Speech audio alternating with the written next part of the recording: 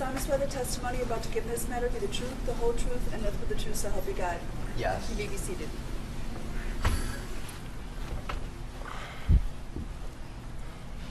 Could you please state your name, spelling your last name for the record? Kyle Rittenhouse, Rittenhouse. Kyle, where do you reside? Walworth County. How old are you? 18. On August 25th of 2020, did you come to downtown Kenosha to look for trouble? No. Would you have shot Joseph Rosenbaum if he hadn't chased you trying to take your firearm? Objection, leading. Sounds kind of leading. Would you... I'll get to it. Are you a high school graduate? Yes. What high school? Penn Foster Online High School. Are you currently enrolled in any further studies? I'm a college student studying nursing at Arizona State University. Who do you currently live with? My mom and 2 sisters. Directing your attention to August 25th of 2020, where did you reside? Antioch, Illinois. Do you remember the address? 286 Anita Terrace, apartment 104, Antioch, Illinois. And who did you live with there? My mother and 2 sisters. What's your father's name? Michael Rittenhouse. Back on August 25th of 2020, where did he reside? He lived in Kenosha, in the city of Kenosha, in the apartments behind the Pick and Save on 50th. On 50. Do you have any other family that's from Kenosha? Yes. What? My grandmother, my aunt, my uncle, and cousins all live in the city of Kenosha. Okay. There's been testimony in this trial about the firearm in question, which has been marked. States 28. You've seen that gun? Yes. Before August 25th of 2020, had that gun ever left the state of Wisconsin? No. Now, before this event happened on August 25th of 2020, did you have any hobbies? Yes. Tell the jury what you like to do. I was a swimmer. I enjoyed working. I was a lifeguard. Hanging out with friends, going to the beach.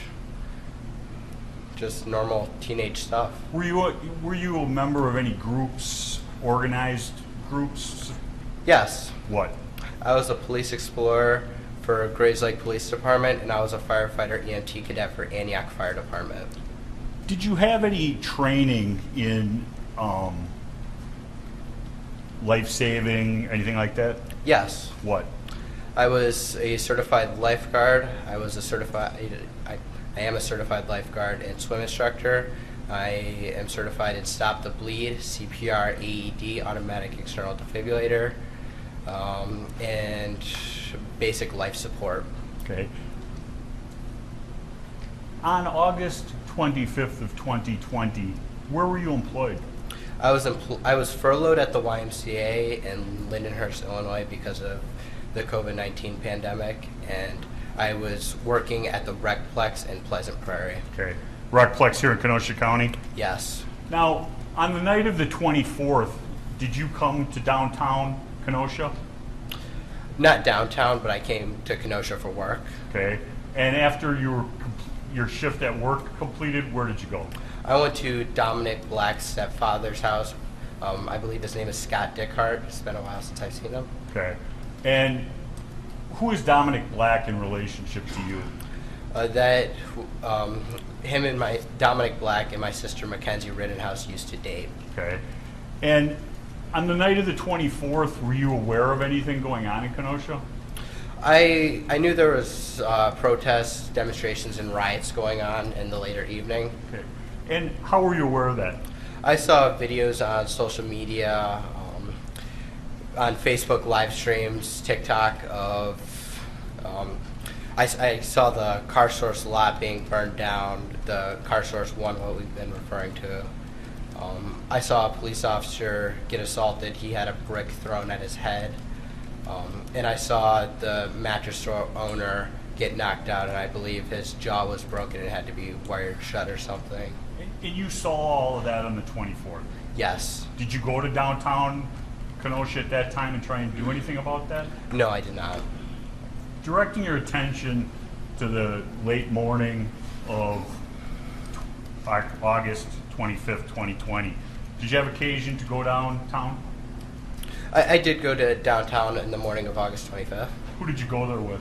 I went there with Dominic Black, my sister Mackenzie Rittenhouse, and Ray Dickhart. And describe what you did. We walked around for a little bit, and then I believe at around 11:30 noon, we ended up at Rittenhouse Central High School, where we ended up cleaning graffiti for about, I want to say, an hour and a half to 2 hours.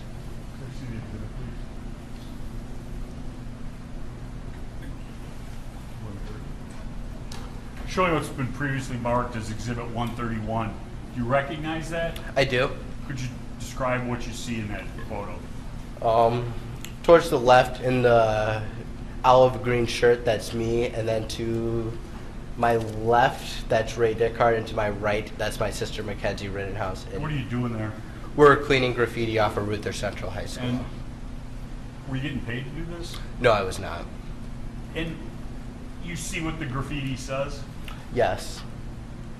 And you do what it said as you were cleaning it off? Yes. I won't repeat it. After you were done doing that, what did you do?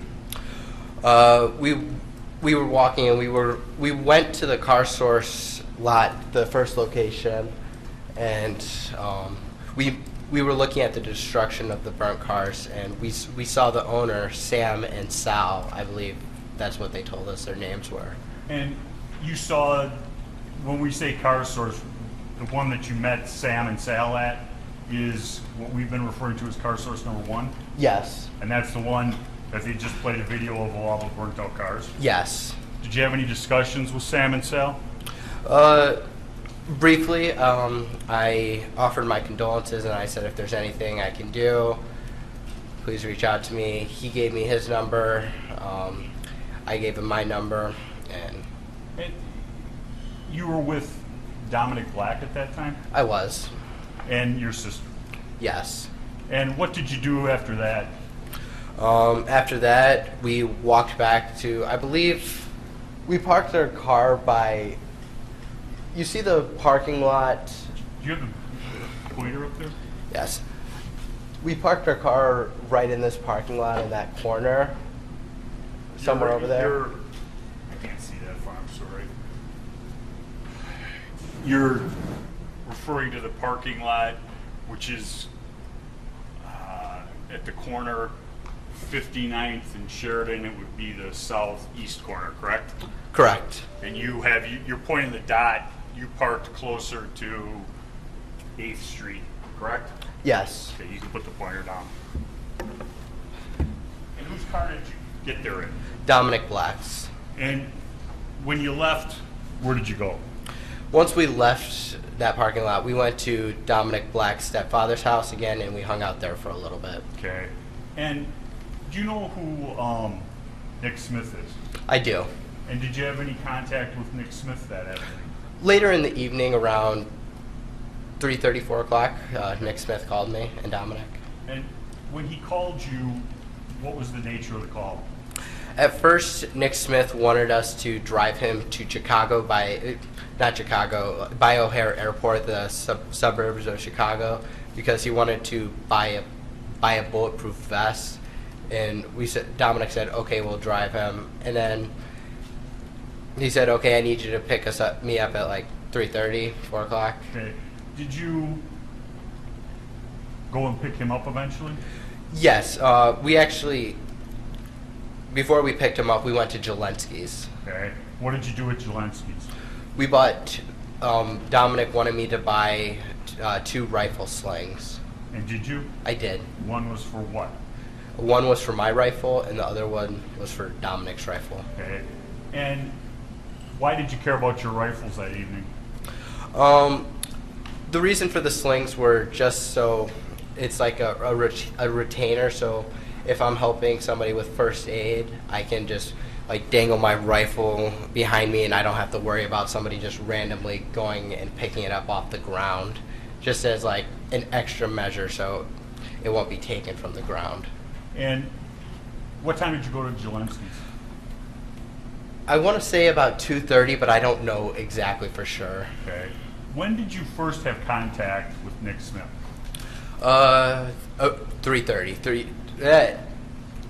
3:15. Okay. 3:15, 3:30. And was there any discussion regarding Car Source at that time? Yes. What? Nick Smith, once we picked him up, he wanted to go to a bank to withdraw money. The bank was closed, and then he was like, hey, would you guys like to come with me and help watch over the car source, make sure there's no fires or anything? And Dominic said yes. I agreed. I said okay. And then I said, here, Nick, I don't really need my bulletproof vest. I'm going to be helping people with first aid, so I gave him my bulletproof vest. And by you giving him your bulletproof vest, did that stop the need to go to someplace by O'Hare Airport? Yes. Okay. And why does a 17-year-old kid have a bulletproof vest? It was issued to me by the Grays Lake Police Department. Okay. You didn't purchase it? No, I did not. And after you gave him your bulletproof vest, where did you go? We went back to Nick Smith's house where we parked Dominic Black's car. And then what did you do? We walked from Mr. Smith's house.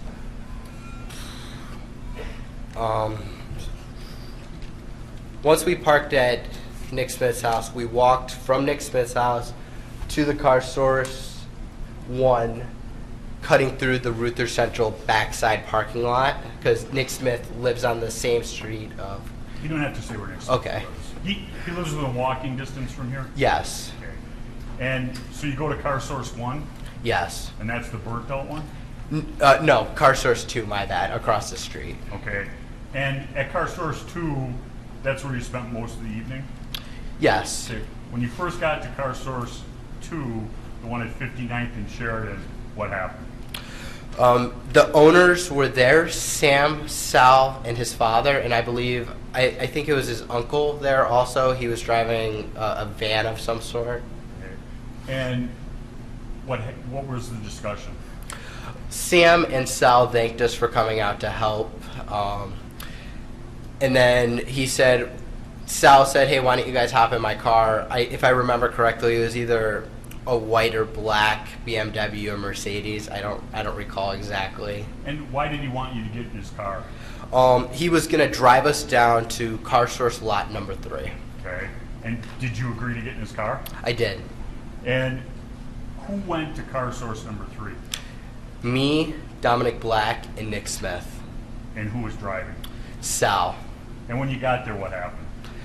We got out and we hung around for a couple minutes, and then some people showed up. I now know who they are, but at the time I didn't. Okay. Can I have your please?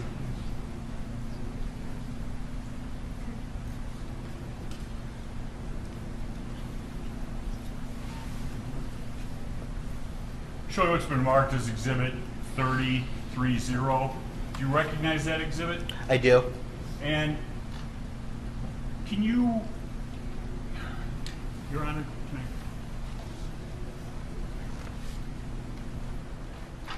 you go up there, please, and point out, can you point out the people who you knew before that picture was taken and name them? Yes. This is...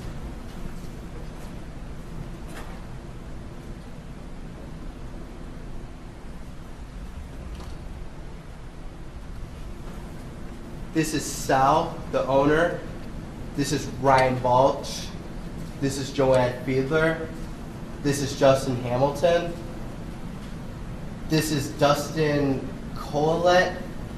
This is Nicholas Smith. I don't recall his name.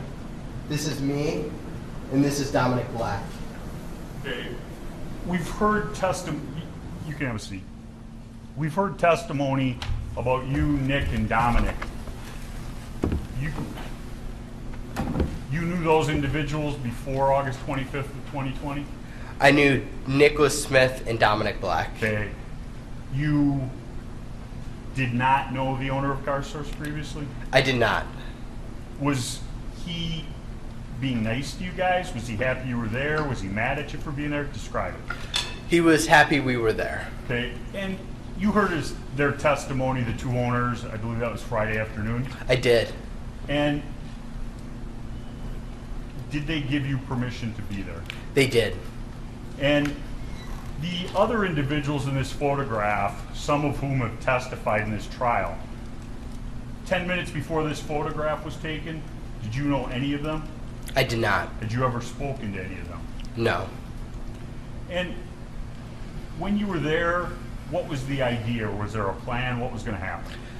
Yes, the plan was to, I went down there to provide first aid. I brought my orange first aid kit, the fanny pack, and I also brought my Pelican box, which was filled with first aid stuff by my feet to provide first aid.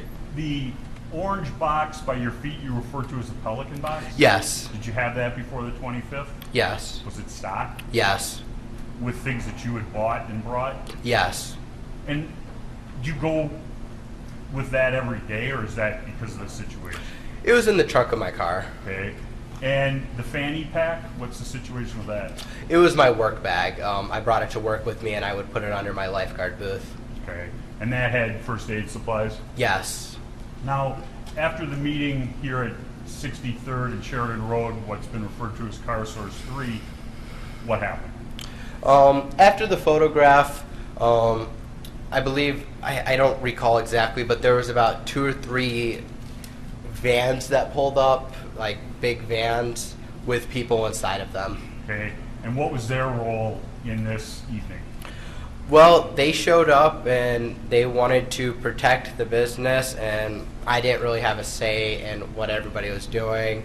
I was just there doing my first aid stuff, and then Ryan Balch said, "Hey, why don't you guys stay here, and we'll go down to the car source number 2." Okay. And so the people, a group of people was going to stay at Car Source 3, and the people depicted in this photograph were going to go where? Car source 2.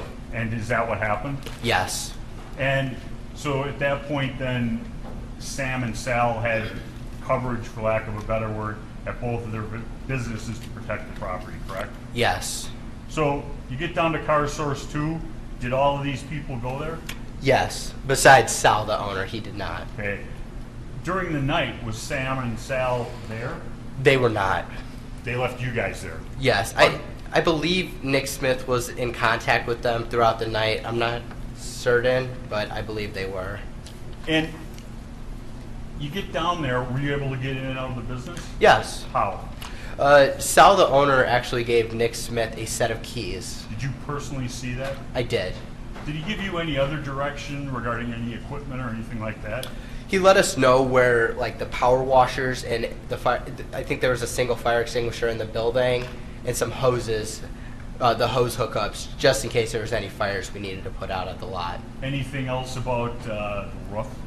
He showed I believe it was Dominic Black and Nick Smith, the 2 ladders that were there to get up on the roof. Okay. And did you guys use those ladders? I didn't personally, but the people that were on the roof did. Okay. And you saw them use those ladders? I didn't see them, but that's how they got up there. Okay. Where were you predominantly at Car Source 2? I was in front of the car source too.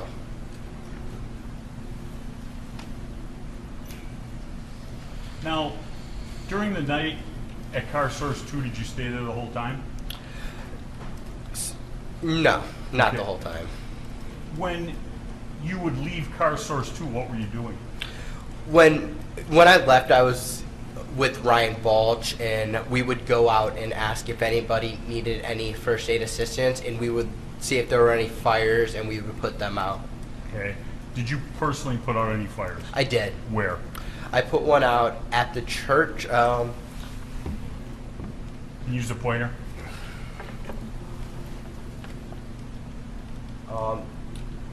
So right here was where there was the demolishing. They were breaking some stuff down. But right here, I believe there was another building with an alleyway. It was either right here or right here. I don't remember fully. But there was a fire down the alleyway where they were trying to set the building and church on fire, and me and Mr. Balch, and I believe somebody else was with us. We went to go put that fire out. Did you put it out? We did. then what did you do? Around that time, we saw Ruther Central High School on fire, the front doors, and we were walking north down Sheridan Road to go put the fire out, and then somebody else put the fire out before we got to Ruther And Central when you High say School. the front, is that right here on Civic Park? No, sorry, that's my mistake. You're walking north on Sheridan. It's the side of the building on Sheridan Road, towards the left when you're walking north. In the general area where you had tried to help remove graffiti earlier? Yes, in that photo to the right. Okay. And during the evening, was there any friction between your group and protesters/rioters? No. The only type of stuff that happened was the person that attacked me first threatened to kill me twice. Okay. And the person who threatened to kill you, we now know is Mr. Rosenbaum, correct? Yes. Before August 25th of 2020, had you ever seen him before? I did not. Had you ever done anything to upset him? No. Now, you said he threatened to kill you twice. Yes. Describe the first time. The first time was me and Ryan Balch were a little bit north, towards the north corner of 59th and Sheridan, and Mr. Rosenbaum was walking with a steel chain, and he had a blue mask around his face, and he was just mad about something. Me and Mr. Balch were asking people if they needed medical help, and then he screamed, sorry for my language, he screamed, "If I catch any of you fuckers alone, I'm going to fucking kill you." And that was directed at you and Mr. Balch? It was directed at both of us, what I believe. And there was a second occasion where he threatened you? Yes. One. The second time was outside of the car source, and I don't know if it was directed towards me, but I heard it. He said to, I believe it was Joanne Fiedler, Dustin, Colette, and another guy. He was screaming.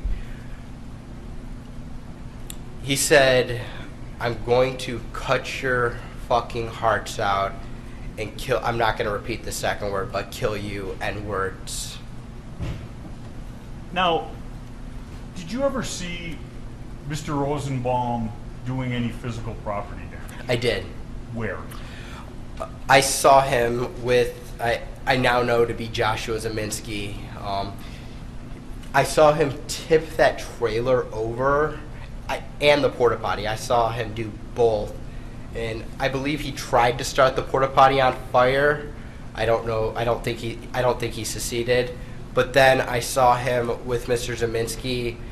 He was either helping start it or he was like throwing stuff on it. I don't know which one he was doing. Where did you originally see that trailer? That trailer was in the St. James Church parking lot. Sort of like right over here in like the backish corner, what I remember.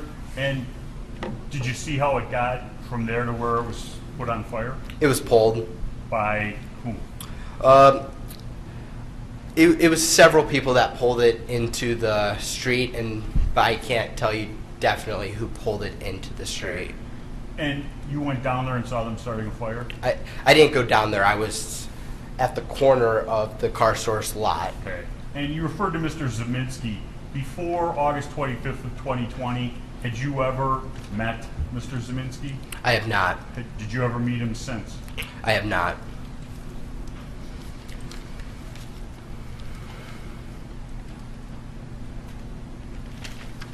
Now, when you first saw Mr. Rosenbaum, was his top half of his body clothed or unclothed? He was clothed with a blue mask the first time I saw him. Yeah, blue mask. And what color was his shirt, if you remember? A dark red-ish color.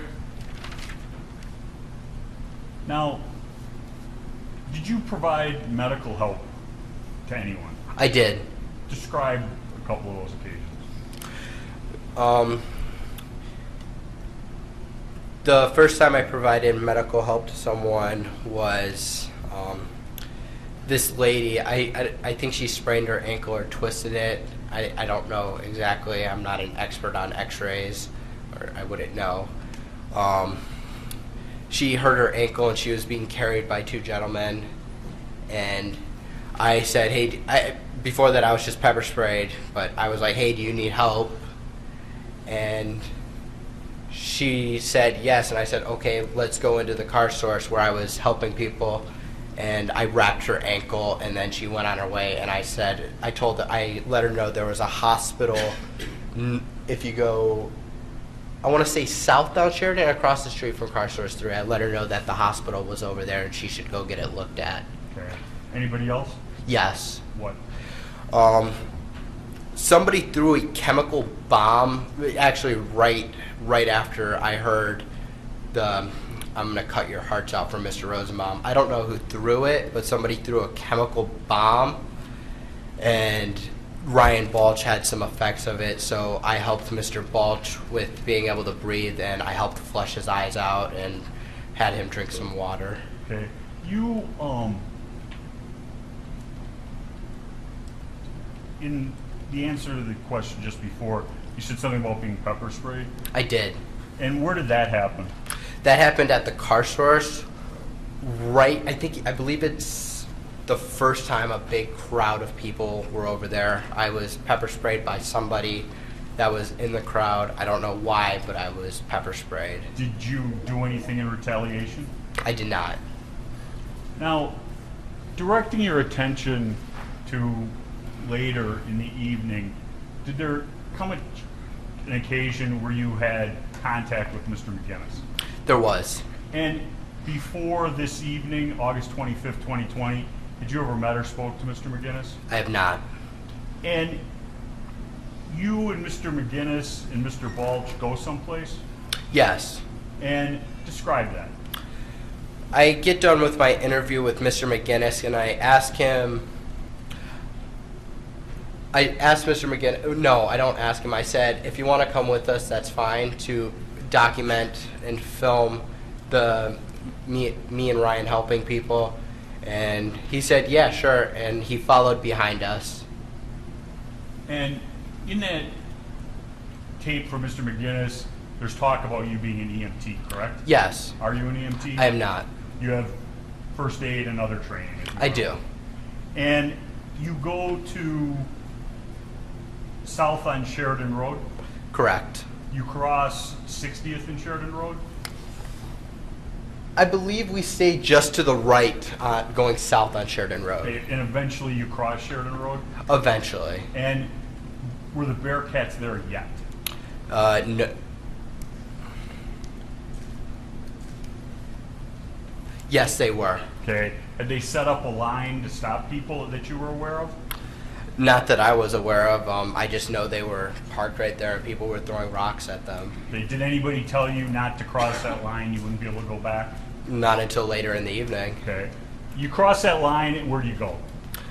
We continue straight in a southerly direction down Sheridan Road. Okay. Were you going any place in particular? No, we were just going to see if anybody needed medical help, and I looked at a guy's shoulder on the way there. Okay. And you finish with the guy's shoulder, and you continue on, and what happens? I continue walking in a southerly direction down Sheridan Road, and then as I'm walking, I believe you guys have been referring to him as Yellow Pants. He said he said something to me. I believe it was, you were the one that pointed your rifle at me with the laser pointed at me. I believe that's what I heard. And I didn't.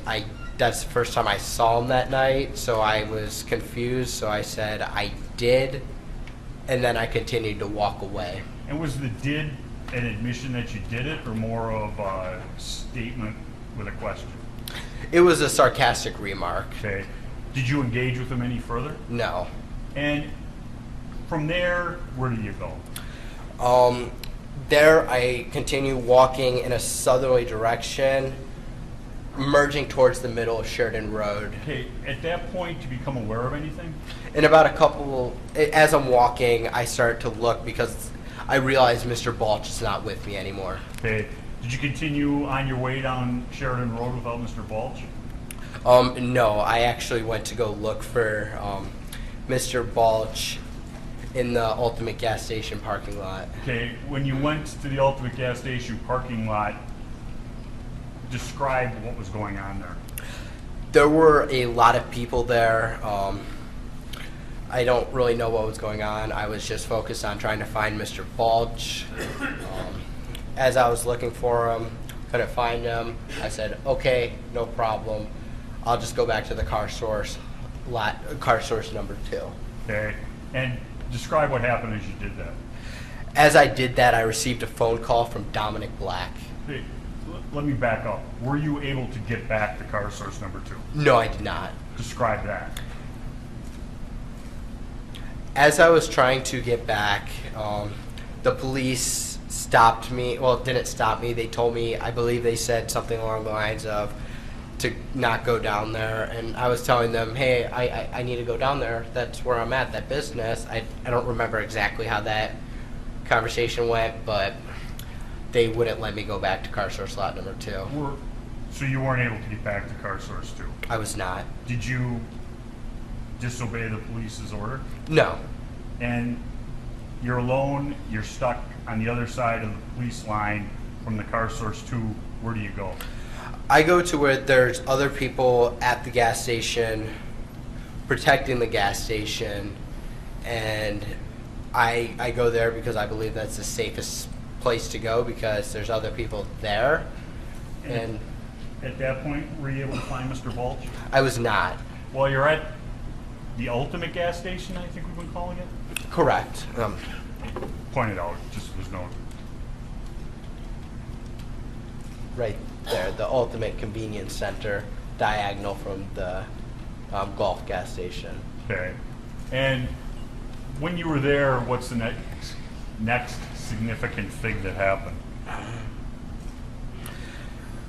Dominic Black calls me and he says, Kyle, I need you to get down to the car source lot number 3.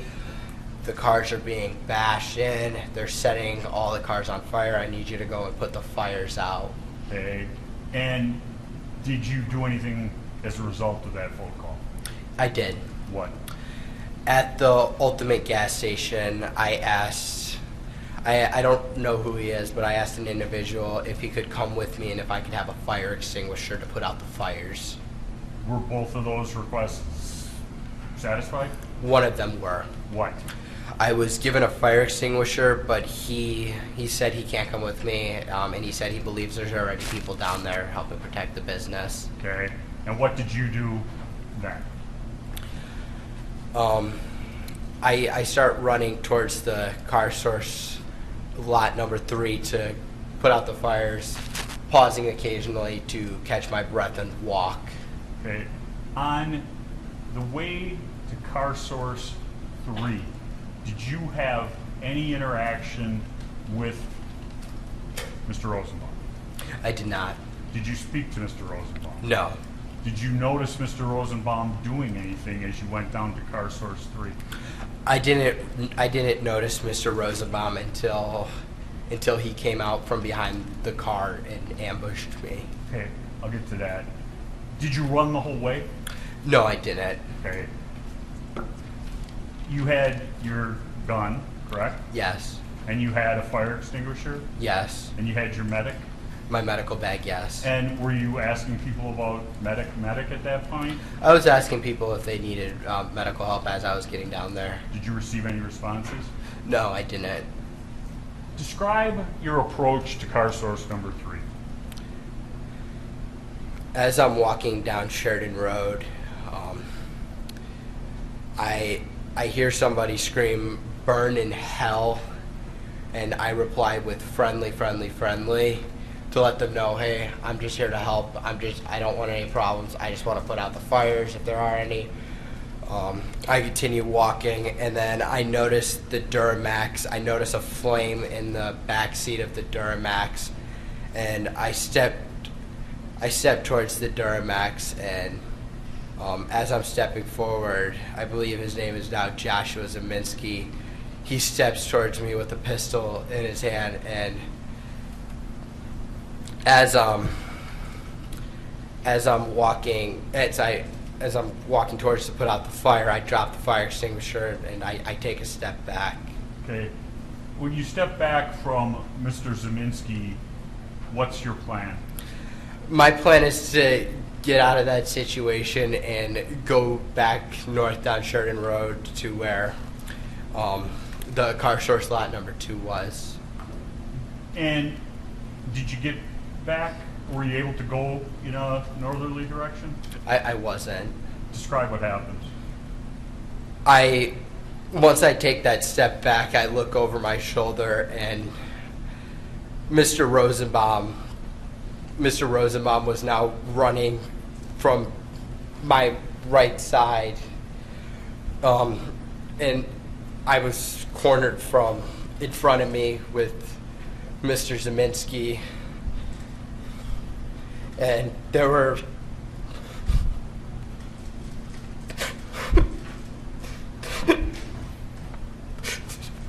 there were 3 people right there.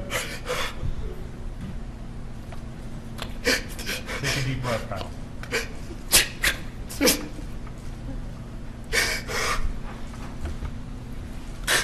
That's what I.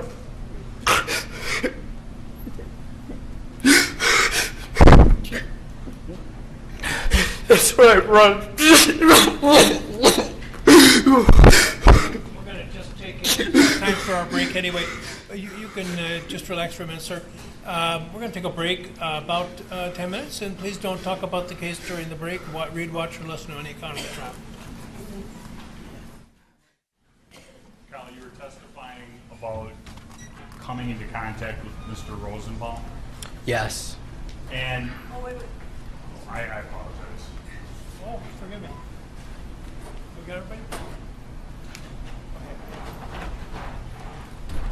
Start. You were testifying about coming into contact with Mr. Rosenbaum, Yes. and you saw Mr. Rosenbaum. What happened? Once I got to that car and I stepped forward to put that fire in the Duramax out, and Mr. Zeminski stepped towards me, I went to go run back south down Sheridan, and Mr. Rosenbaum was right there at the corner of the Duramax, starting to chase me. And that's when I realized the only place I can run with the people around me is straight towards the building of the car source lot number 3. When you saw Mr. Rosenbaum, that's when you said friendly? When I heard burn inside, I don't know exactly where I was at in the time for that. Did Mr. Rosenbaum say anything to you? No, Mr. Zeminski instructed Mr. Rosenbaum to get him and kill him. That's what I heard. And you go running what's been referred to the southwest corner of car source? Yes. And as you're running in that direction, describe being chased. What was happening? As I'm running in that southwest direction, Mr. Rosenbaum throws, at the time, I know it's a bag now, but when he threw it at me, with the light, it looked silver and it looked like the chain when he threw it at me. And then I turn around for about a second while continuing to run, and I point my gun at Mr. Rosenbaum. Does that stop him from chasing you? It does not. Okay. After you turn around and you had your hands up kind of in a low ready position, Yes. and you see Mr. Rosenbaum coming at you, Yes. and what do you do then? After he throws the bag and he continues to run, he's gaining speed on me. A gunshot is fired from behind me, directly behind me, and I take a few steps, and that's when I turn around. And as I'm turning around, Mr. Rosenbaum is, I would say, from me to where the judge is, coming at me with his arms out in front of him. I remember his hand on the barrel of my gun. And why didn't you just keep running? When I was over there, there were about 100 people surrounding those cars, and there was no space for me to continue to run to. Okay.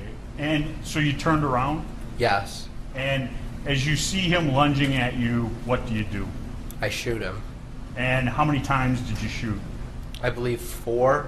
And after you shot him, what did you do? The people around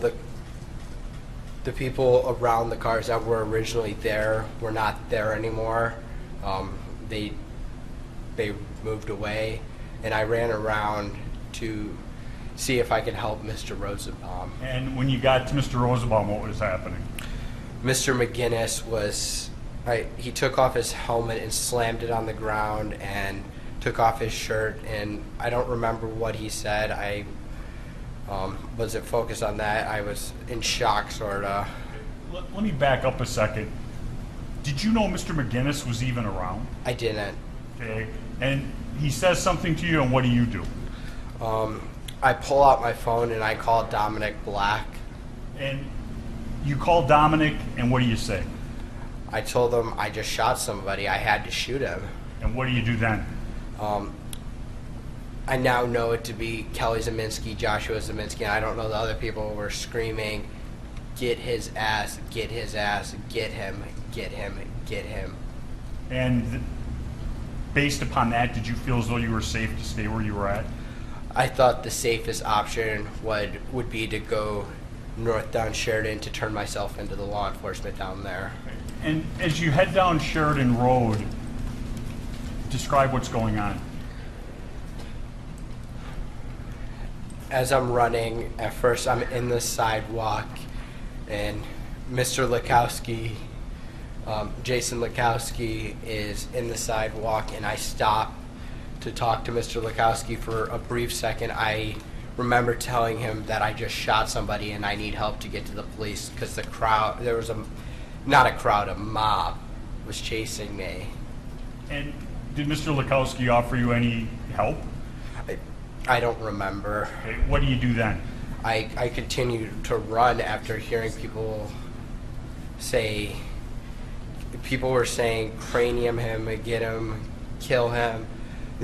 People were screaming, and I just was trying to get to the police running down Sheridan Road. And you say, I'm trying to get to the police. Why were you trying to get to the police? So I didn't do anything wrong. I defended myself. Did you feel as though there was safety where the police were? Yes. And as you head down Sheridan Road, what's the next thing you remember? The next thing I remember is Anthony Huber striking me in the head with a skateboard. Okay. As you sit here today, do you remember talking to Gage Grosskreutz? Yeah, sorta, a little bit. I didn't know it was Gage Grosskreutz when he came up to me, but sorta. Okay. And when this individual runs up to you and gets how close? I would say within a foot. Did you shoot him? I did not. Did you point your gun at him? I did not. Why not? I didn't see him as a threat to my safety or life. Okay, was he armed at that time? Not that I noticed. Okay. And you continue running in a northerly direction down. I didn't see him as a threat to my safety or life. Okay, was he armed at that time? Not that I noticed. Okay. And you continue running in a northerly direction down Sheridan Road? Correct. And as you're running in that direction, you said the next thing you remember is Anthony Huber. Yes. Describe that.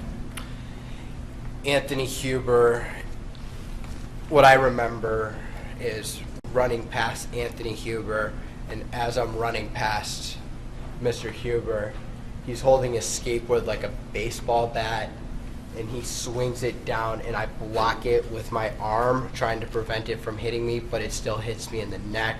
And as I block it, it goes flying somewhere off in the distance. And Did you stop then? No. What do you do next? I keep running down Sheridan Road towards the police line. Then what happens? I get lightheaded, I almost pass out, and I stumble and hit the ground. Okay. Before you hit the ground, how many times were you struck? I believe twice. Okay. Do you remember anything about the other one? I remember the first one being a rock. I don't remember who did it, but I remember like the bumpiness of like a concrete rock hitting me in the back of the head. Okay. Now, after being struck with Mr. Huber's skateboard, you end up on the ground. Yes. You're on the ground. What's the first thing you remember?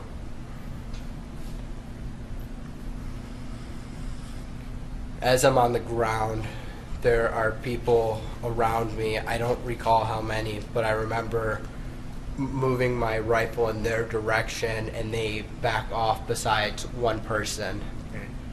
When you noticed people by you, you said you moved your rifle in their direction. Yes. Did that individual keep coming? The last person did. Okay. The people that stopped, what did you do to them?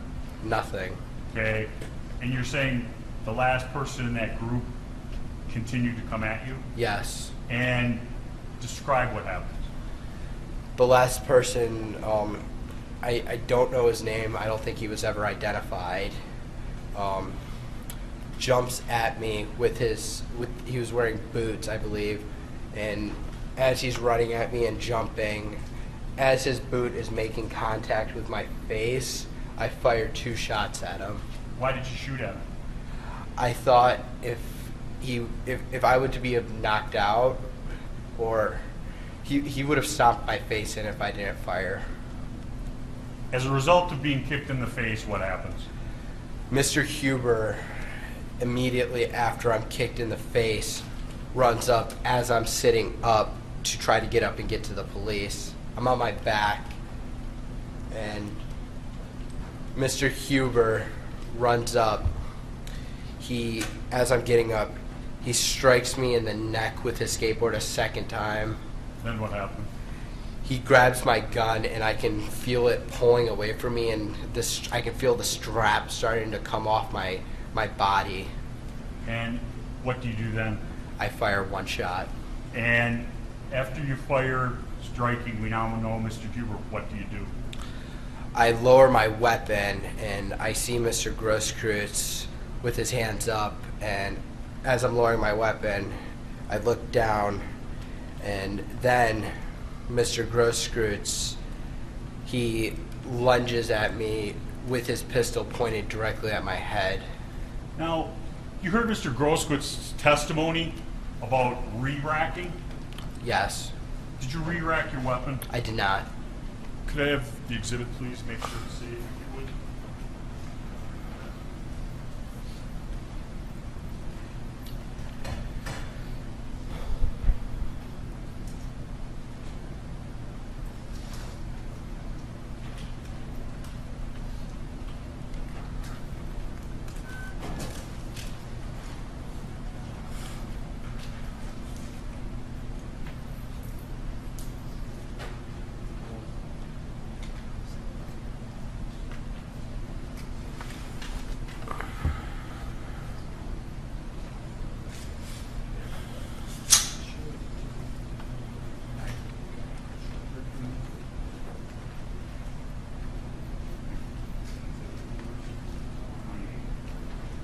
Showing you what's been previously marked, Exhibit 28. Do you recognize this? I do.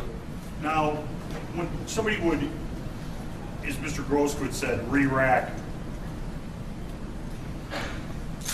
is that this? Yes. Do you call it re-racking? I call it charging, putting a live round into the chamber. And to recharge, you have to pull this all the way back? Yes. Say that's about 4 inches? No, I'm asking you if you agree with that approximation.